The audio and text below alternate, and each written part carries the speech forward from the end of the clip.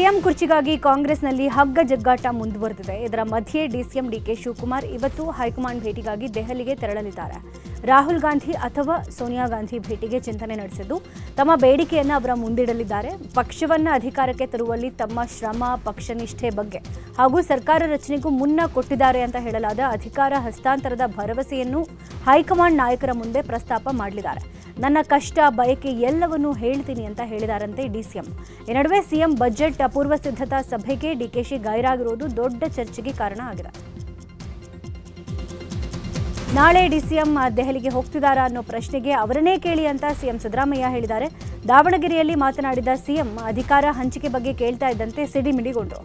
ಇನ್ನು power sharing ಬಗ್ಗೆ ಸ್ಪಷ್ಟಪಡಿಸೋಕೆ ಒತ್ತಾಯಿಸಿರುವ ಶಿವಗಂಗಾ ಬಸವರಾಜ್ ಬಗ್ಗೆಯೂ ಕಿಡಿಕಾರಿದ್ರು. ನಂಗೆ ಗೊತ್ತಿಲ್ಲ, ಅವ್ರನ್ನೇ ಕೇಳಪ್ಪ. ಅಲ್ಲಿ ಅವ್ರನ್ನೇ ಕೇಳ್ರಿ, ನನ್ ಕೇಳಿದ್ರೆ ಹದಿನೇಗೆ ಪುನಃ ಬಂದು ಇದಕ್ಕೆ ಬರ್ರಿ ನೀವು. ಅದಕ್ಕೆ ಅವ್ರನ್ನೇ ಕೇಳ್ರಿ, ನಂಗೆ ಗೊತ್ತಿಲ್ಲ, ನಿನ್ನ ಎದುರಿಗಾಗಿತ್ತಪ್ಪ ಅಂತ ಅವ್ರನ್ನೇ ಕೇಳಿ. ಸುಮ್ಮನೆ ಈಗ ಎಲ್ಲ ಸುತ್ತಿ ಬಳಸಿ ಬಂದು ಇಲ್ಲಿಗೆ ಬರೋದು ನೀವು. ಅವ್ರು ಹೇಳ್ತಾರೆ, ಅವ್ರನ್ನೇ ಕೇಳಪ್ಪ ತಮ್ಮ. ಕುರ್ಚಿ ಕದನದ ಮಧ್ಯೆ ರಾಮನಗರ ಶಾಸಕ ಇಕ್ಬಾಲ್ ಹುಸೇನ್ ಸ್ಫೋಟಕ ಹೇಳಿಕೆ ಕೊಟ್ಟಿದ್ದಾರೆ. ಯತೀಂದ್ರ ಹೇಳಿಕೆಗೆ ಪ್ರತಿಕ್ರಿಯಿಸಿ, ತಂದೆಯ ಪರವಾಗಿ ಮಾತನಾಡುವಾಗ ಪದೇ ಪದೇ ಮಾತನಾಡುವುದು ಸರಿಯಲ್ಲ. ಎಲ್ರಿಗೂ ತಂದೆ ಮೇಲೆ ಪ್ರೀತಿ ಇರುತ್ತೆ. ಈ ರೀತಿಯ ಹೇಳಿಕೆ ಕೊಟ್ಟು ಬೇರೆಯವರನ್ನ ಪ್ರವೋಕ್ ಮಾಡುವುದು ಸರಿ ಇಲ್ಲ ಅಂತ ಹೇಳಿದ್ದಾರೆ.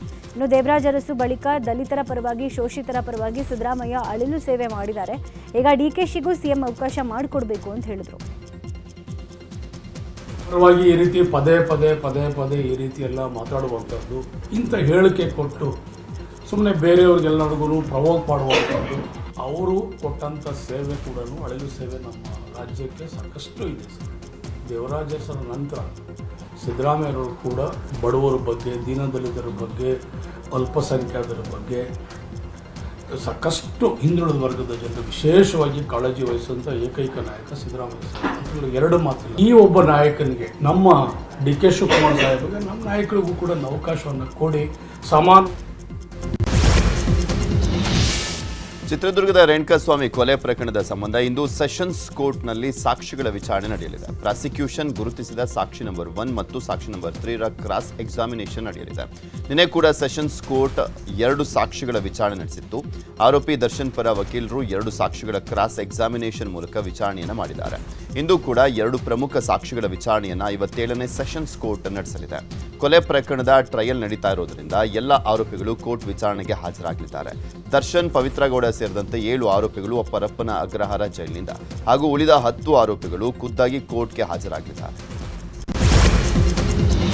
ಪಾರಂಪರಿಕ ಹೆಮ್ಮೆಯ ಮೈಸೂರು ಸ್ಯಾಂಡಲ್ ಸೋಪ್ಗೆ ಹೊಸ ರೂಪ ಕೊಡಲಾಗಿದ್ದು, ಖ್ಯಾತ ನಟಿ ತಮನ್ನಾ ಭಾಟಿಯಾರನ್ನ 2 ವರ್ಷಗಳ ಅವಧಿಗೆ ಪ್ರಚಾರ ರಾಯಭಾರಿಯನ್ನಾಗಿ ನೇಮಕ ಮಾಡಿಕೊಳ್ಳಲಾಗಿದೆ. ಇವತ್ತಿನಿಂದ ವಿದ್ಯುಕ್ತವಾಗಿ ಪ್ರಚಾರದ ಕೆಲಸ ಆರಂಭ ಆಗಲಿದೆ. ಇದೇ ಸಂದರ್ಭದಲ್ಲಿ ಮೈಸೂರು ಸ್ಯಾಂಡಲ್ ಸೋಪ್ ನವನವೀನ ರೂಪದೊಂದಿಗೆ ಬಿಡುಗಡೆ ಮಾಡಲಾಗುತ್ತೆ ಅಂತ ಬೃಹತ್ ಮತ್ತು ಮಧ್ಯಮ ಕೈಗಾರಿಕಾ ಸಚಿವ ಎಂಬಿ ಪಾಟೀಲ್ ತಿಳಿಸಿದ್ದಾರೆ. ಕುರುಬ ಸಮಾಜಕ್ಕೆ ಎಸ್ಟಿ ಮೀಸಲಾತಿ ನೀಡುವಂತೆ ಒತ್ತಾಯಿಸಿ ಯಾದಗಿರಿಯಲ್ಲಿ ಜಾಗೃತಿ ಸಮಾವೇಶ ಆಯೋಜನೆ ಮಾಡಲಾಗಿದೆ. ಫೆಬ್ರವರಿ 23ಕ್ಕೆ ಬೃಹತ್ ಜಾಗೃತಿ ಸಮಾವೇಶ ಆಯೋಜನೆ ಮಾಡಲಾಗಿದೆ ಅಂತ ಕುರುಬ ಮುಖಂಡರು ತಿಳಿಸಿದ್ದಾರೆ. ಬೀದರ್, ಕಲಬುರಗಿ ಹಾಗೂ ಯಾದಗಿರಿ ಜಿಲ್ಲೆಯ ಕುರುಬ ಸಮಾಜವನ್ನು ಎಸ್ಟಿಗೆ ಸೇರ್ಪಡಿಸಬೇಕು ಅಂತ ಹೋರಾಟವನ್ನು ಮಾಡಿದ್ದಾರೆ.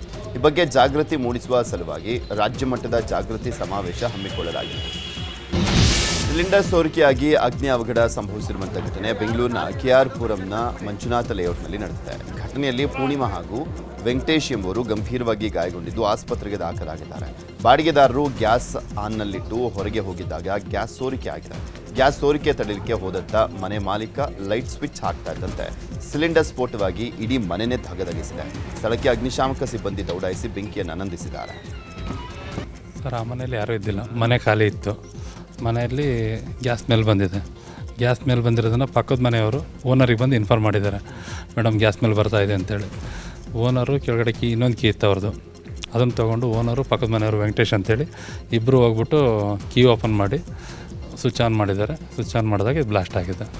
ಕಂಡೀಷನ್ನು ತುಂಬ ಕ್ರಿಟಿಕಲ್ ಇದೆ. ಇಬ್ಬರದು ತುಂಬ ಇಂಜುರಿ ಆಗಿದೆ. ಇಬ್ಬರು ಈಗ ಮಣಿಪಾಲಲ್ಲಿ ಅಡ್ಮಿಟ್ ಮಾಡಿದ್ವಿ. ಮಣಿಪಾಲಿಂದ ಈಗ ಮತ್ತೆ ಶಿಫ್ಟ್ ಮಾಡಿಕೊಂಡು ವಿಕ್ಟೋರಿಯಾ ಶಿಫ್ಟ್ ಮಾಡಿದ್ವಿ. ಈಗ ಅವ್ರು ಕೆಲಸಕ್ಕೆ ಹೋಗಿದ್ದರು, ಮನೇಲಿ ಬಾಡಿಗೆ ಇದ್ದವರು ಕೆಲಸಕ್ಕೆ ಹೋಗಿದ್ದರು. ಫೈರ್ ಆಯ್ತು ಸರ್. ಫೈರು ಸೌಂಡು ತುಂಬ ಸೌಂಡು ಆಯಿತು. ನಾವು ಫಸ್ಟ್ ಫ್ಲೋರಲ್ಲಿರೋ ಟೆನೆಂಟು 6 o'clockಗೆ ಸೆಕೆಂಡ್ ಫ್ಲೋರಲ್ಲಿರೋ ಟೆನೆಂಟ್ ಬಂದು ಗ್ಯಾಸ್ ಲೀಕ್ ಆಗ್ತಾಯಿದೆ, ಸ್ಮೆಲ್ ಬರ್ತಾ ಇದೆಯಾ ಅಂತ ಕೇಳಿದರು. ನಾವು ನಮ್ಮ ಫ್ಲೋರಲ್ಲೆಲ್ಲ ಚೆಕ್ ಮಾಡಿದ್ವಿ, ಯಾರ್ದೂ ಇರಲಿಲ್ಲ. ಓನರ್ಗೆ ಇನ್ಫಾರ್ಮ್ ಮಾಡಿ ಅಂತ ಅವ್ರಿಗೆ ಹೇಳಿಬಿಟ್ಟು ನಾನು ಒಳಗಡೆ ಹೋದೆ. ಹೋದ ತಕ್ಷಣವೇ ಅವರು ಡೋರ್ ಓಪನ್ ಮಾಡಿ ಲೈಟ್ ಹಾಕಿದ್ದಾರೆ. ಸೊ ಆವಾಗ ಇಮಿಡಿಯೇಟ್ ಬ್ಲಾಸ್ಟ್ ಆಗಿ ಸೌಂಡೆಲ್ಲ ಬಂತು. ನಾವು ಬಂದು ಬೆಡ್ಶೀಟ್ ತೊಗೊಂಡು ಹೋಗಿ ಕೊಟ್ವಿ. ಮತ್ತೆ ಬಂದು ಅದು ಜೋರಾಗಿ ಹತ್ಕೊಂಡು ಉರಿಯೋಕ್ಕೆ ಸ್ಟಾರ್ಟ್ ಆಯಿತು. ಸೊ ಆವಾಗ ಬಂದು ನಾವು ಮನೇಲಿ ಇದ್ದಿದ್ದು ಮಕ್ಕಳೆಲ್ಲ ಕರ್ಕೊಂಡು ಕೆಳಗಡೆ ಬಂದ್ವಿ. ಅವರಿಬ್ಬರದ್ದು ತುಂಬ ಕ್ರಿಟಿಕಲ್ ಆಗಿತ್ತು. ತುಂಬ ಸಿದ್ದಾಪುರ ವಸಂತ್ ನಾಯಕ್ ಕೊಲೆ ಪ್ರಕರಣ ಸಂಬಂಧ ತನಿಖೆ ಚುರುಕಾಗಿದೆ. ಈಗಾಗಲೇ ಕಮಲಾಕರ್ ಭಟ್ ಮತ್ತು ಸುಚಿತ್ರಾ ಗ್ಯಾಂಗ್ ಅನ್ನು ಪೊಲೀಸರು ಬಂಧಿಸಿದ್ದಾರೆ. ಇನ್ನು ಪ್ರಕರಣ ದಾಖಲಾಗ್ತಾ ಇದ್ದಂತೆ ಸುಚಿತ್ರಾಳ ಒಂದೊಂದೇ ಕ್ರಿಮಿನಲ್ ಆಟ ಬಯಲಾಗ್ತಾ ಇದೆ. ಸುಚಿತ್ರಾ ನಮ್ಮ ಮನೆಗೆ ಹೊಂದಾಣಿಕೆ ಆಗಲ್ಲ ಅಂತ ಊರ ಹೊರಗೆ ಗಂಡ ಮನೆ ಮಾಡಿ ಕೊಟ್ಟಿದ್ರಂತೆ. ಆದರೆ ಸುಚಿತ್ರಾ ಗಂಡ ಇಲ್ಲದ ಹೊತ್ತಲ್ಲಿ ಪರಪುರುಷರ ಜೊತೆ ಪಾರ್ಟಿ ಡಾನ್ಸ್ ಮಾಡ್ತಾ ಇದ್ರಂತೆ. ಈ ಬಗ್ಗೆ ಅಕ್ಕಪಕ್ಕದ ಜನ ಪೊಲೀಸರಿಗೆ ದೂರು ಕೊಟ್ಟಿದ್ದಾರೆ. ಈ ಬಗ್ಗೆ ಪ್ರಶ್ನೆ ಮಾಡಿದ್ದಕ್ಕೆ ಪೊಲೀಸರಿಗೂ ಆವಾಜ್ ಹಾಕಿದ್ಲಂತೆ ಸುಚಿತ್ರಾ. ಇನ್ನು ವಸಂತ್ ನಾಯಕ್ ಕೊಲೆ ಕೇಸ್ನಲ್ಲಿ ಮತ್ತೋರ್ವನ ಬಂಧನವಾಗಿದೆ. ಕಮಲಾಕರ್ ಭಟ್ ಹಾಗೂ ಸುಚಿತ್ರಾಗೆ ಆಪ್ತನಾಗಿದ್ದ ವಿನಯ್ ಅನ್ನುವವನನ್ನ ಬಂಧಿಸಲಾಗಿದೆ. ಕೊಲೆಗೆ 3 ಮುಸ್ಲಿಂ ಯುವಕರನ್ನ ಕಳುಹಿಸಿದ್ದೇ ಈ ವಿನಯ್ ಅನ್ನೋ ಮಾಹಿತಿ ಸಿಕ್ಕಿದೆ. ಯುವತಿಗೆ ಮದುವೆ ಆಗುವುದಾಗಿ ನಂಬಿಸಿ ಮಗುವಾದ ಮೇಲೆ ಮೋಸ ಮಾಡಿದಂಥ ಆರೋಪದ ಮೇಲೆ ಪುತ್ತೂರಿನ ಶ್ರೀಕೃಷ್ಣ ಜೆ ರಾವ್ ಮೇಲೆ ಕೇಸ್ ಆಗಿತ್ತು. ಆರೋಪಿ ತಲೆಮರೆಸಿಕೊಂಡಾಗ ಆತನಿಗೆ ಆಶ್ರಯ ನೀಡಿದ ತಂದೆ ಪಿಜಿ ಜಗನ್ನಿವಾಸ್ ರಾವ್ ಸಹಿತ 3 ವಿರುದ್ಧ BNS ಸೆಕ್ಷನ್ 249 ಅಡಿಯಲ್ಲಿ ಪ್ರಕರಣ ದಾಖಲಾಗಿತ್ತು. ಈ ಹಿನ್ನೆಲೆಯಲ್ಲಿ ತಮ್ಮ ವಿರುದ್ಧ ದಾಖಲಾಗಿರುವಂತಹ ಪ್ರಕರಣ ರದ್ದುಪಡಿಸುವಂತೆ ಕೋರಿ ಆರೋಪಿಗಳು ಹೈಕೋರ್ಟ್ ಮೆಟ್ಟಿಲೇರಿದ್ರು. ವಿಚಾರಣೆ ನಡೆಸಿದಂಥ ನ್ಯಾಯಪೀಠ ಯಾವುದೇ ಸ್ಪಷ್ಟ ಕಾರಣವಿಲ್ಲದೆ ಆರೋಪಿಯ ತಂದೆಯನ್ನ ಈ ಪ್ರಕರಣಕ್ಕೆ ಎಳೆದುಕೊಂಡಿದ್ದಾರೆ ಅಂತ ಗಮನಿಸಲಾಗಿದೆ. ಈ ಹಿನ್ನೆಲೆಯಲ್ಲಿ ಆರೋಪಿಯ ತಂದೆ ಪಿಜಿ ಜಗನ್ನಿವಾಸ್ ರಾವ್ ವಿರುದ್ಧದ ಪ್ರಕರಣದ ಮುಂದಿನ ವಿಚಾರಣೆಗೆ ತಡೆಯಾಜ್ಞೆಯನ್ನು ಕೊಡಲಾಗಿದೆ. ಕೊಪ್ಪಳ ಜಿಲ್ಲೆಯ ಕನಕಗಿರಿಯಲ್ಲಿ ಸರಣಿ ಕಳ್ಳತನ ಹೆಚ್ಚಾಗಿದೆ. ಈ ಹಿನ್ನೆಲೆ ಪೊಲೀಸ್ ಅಧಿಕಾರಿಗಳ ವಿರುದ್ಧ ಸಚಿವ ಶಿವರಾಜ್ ತಂಗಡಗಿ ಗರಂ ಆಗಿದ್ದಾರೆ. ಕನಕಗಿರಿಯಲ್ಲಿ ಇತ್ತೀಚೆಗೆ ಕಳ್ಳತನ ಪ್ರಕರಣಗಳು ಹೆಚ್ಚಾಗಿದೆ. ಸ್ಥಳದಲ್ಲಿದ್ದ ಕನಕಗಿರಿ PSIಗೆ ಏನು ಕೆಲಸ ಮಾಡ್ತೀರಾ ನೀವು, ತಕ್ಷಣ CCTV ಪರಿಶೀಲಿಸಿ ಆರೋಪಿಗಳನ್ನು ಬಂಧಿಸಿ ಅಂತ ವಾರ್ನಿಂಗ್ ಕೊಟ್ಟಿದ್ದಾರೆ. ಬೈಕ್ನಲ್ಲಿ ಬಂದು ಮಾಂಗಲ್ಯ ಸರ ಕಳ್ಳತನ ಮಾಡ್ತಾ ಇದ್ದಂಥ ಇಬ್ಬರನ್ನ ಚಿಕ್ಕಬಳ್ಳಾಪುರದ ಗೌರಿಬಿದನೂರು ಗ್ರಾಮಾಂತರ ಪೊಲೀಸರು ಬಂಧಿಸಿದ್ದಾರೆ. ಕಳೆದ ಜನವರಿ 27ರಂದು ಮಾದನಹಳ್ಳಿ ಗ್ರಾಮದ ಲಕ್ಷ್ಮಮ್ಮ ಎಂಬುವರು ಮನೆಯ ಬಳಿ ಹೋಗ್ತಿದ್ದಾಗ ಬೈಕ್ನಲ್ಲಿ ಬಂದಂಥ ಖದೀಮರು ಚಿನ್ನದ ಸರವನ್ನ ಎಗರಿಸಿ ಪರಾರಿಯಾಗಿದ್ರು. 5 ಲಕ್ಷ ಬೆಲೆ ಬಾಳುವಂಥ 25 ಗ್ರಾಂ ತೂಕದ ಬಂಗಾರ ಸರ ಕಿತ್ತು ಖದೀಮರು ಎಸ್ಕೇಪ್ ಆಗಿದ್ರು. ಘಟನೆಯ ಸಂಬಂಧ ದೂರು ದಾಖಲಿಸಿಕೊಂಡಂಥ ಪೊಲೀಸರು ಆಂಧ್ರ ಮೂಲದ ಕೃಷ್ಣರಾವ್ ಹಾಗೂ ಮಲ್ಲೇಲ ಕೊಂಡಾರೆಡ್ಡಿ ಎಂಬುವರನ್ನ ಬಂಧಿಸಿದ್ದು 25 ಗ್ರಾಂ ಚಿನ್ನ ಹಾಗೂ 2 ಬೈಕ್ ವಶಪಡಿಸಿಕೊಂಡಿದ್ದಾರೆ.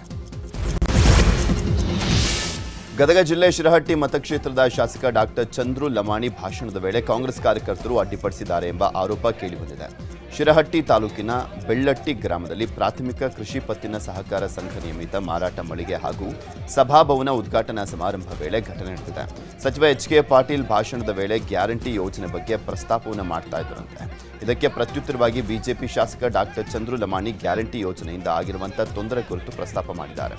ಇದರಿಂದ ಕೆರಳಿ ಕೆಂಡವಾದಂಥ ಕೈ ಕಾರ್ಯಕರ್ತರು ಭಾಷಣಕ್ಕೆ ಅಡ್ಡಿ ಮಾಡಿದ್ದು ಕೆಲಕಾಲ ಗೊಂದಲದ ವಾತಾವರಣ ನಿರ್ಮಾಣವಾಗಿತ್ತು.